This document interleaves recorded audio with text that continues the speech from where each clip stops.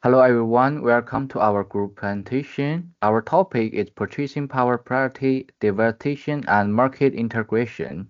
It's based on our topic 2, the foreign exchange market. Our group member has Yan Qiuyi, Sun Yan, Cui Zihan, Zhao Xiang, and Wang Shaoxuan. So the first part is introduction.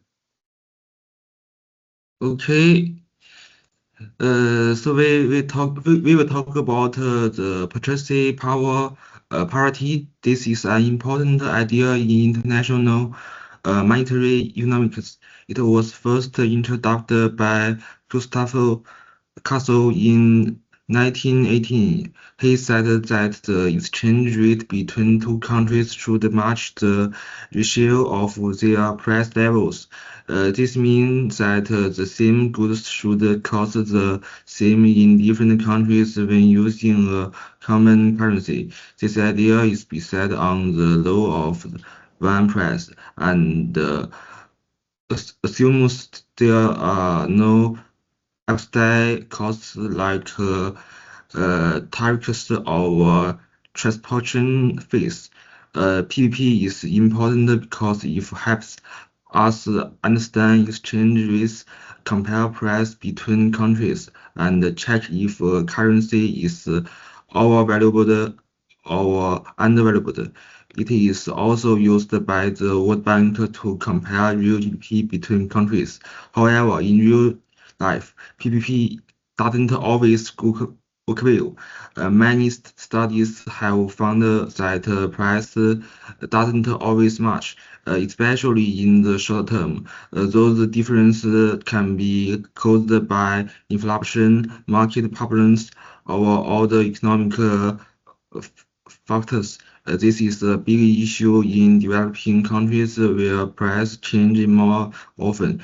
In this report, we will study two forms of PP, absolute and relative. We will test how will they match the data and look at the reasons why PP doesn't always hold. We will also talk about the role of market integration. Okay, next. Okay, let's continue to discuss the issue. Purchasing power parity is a key theory in international monetary economics, used to access long-term exchange rate.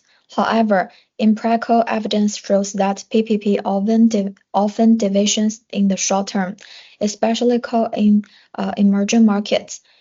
These deviations are linked to high inflation, weak institution capital controls, and low transparency, reflecting that currencies do not adjust automatically to equalize price level across country, while developed economics show smaller, more stable deviations. Developing countries face persistent and asymmetric gaps.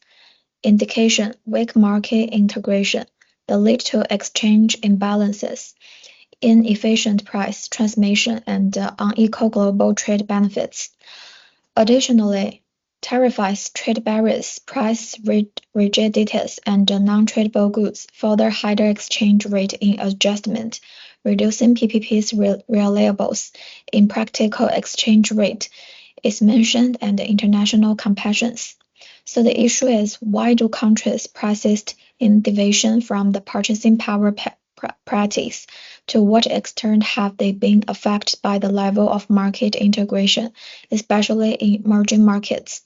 By discussing this study in this issue, report mainly aims to understand why purchasing power parity is difficult to achieve in reality and analyze what impacts it will have on exchange rate and global economic stabilities. Okay, next one.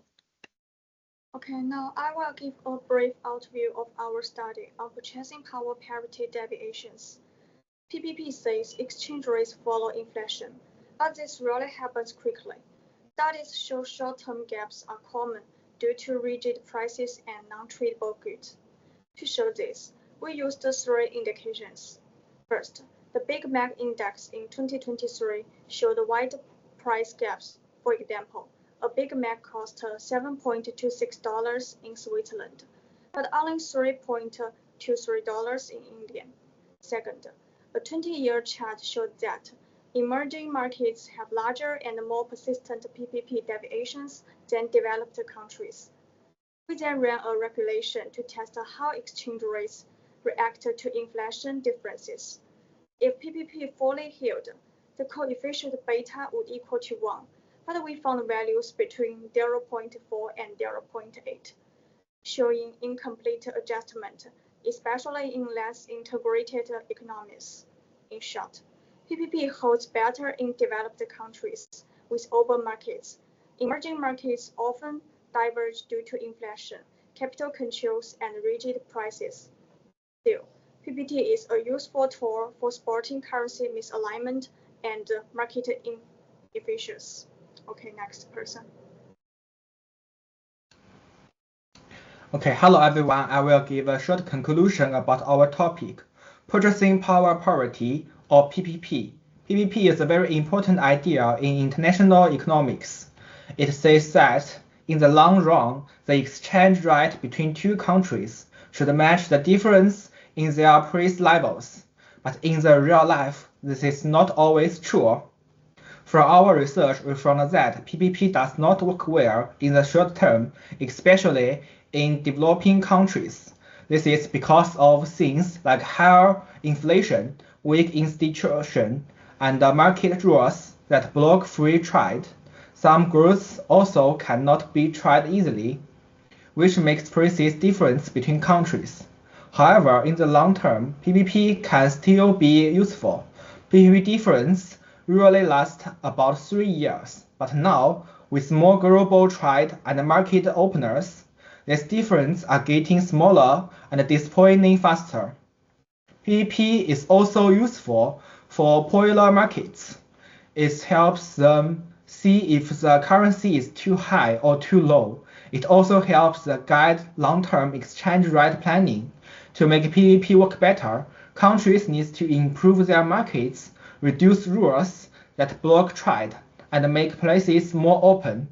In the future, PPP should also can be studied in degree growth and series as our economy become more online. Okay, thank you.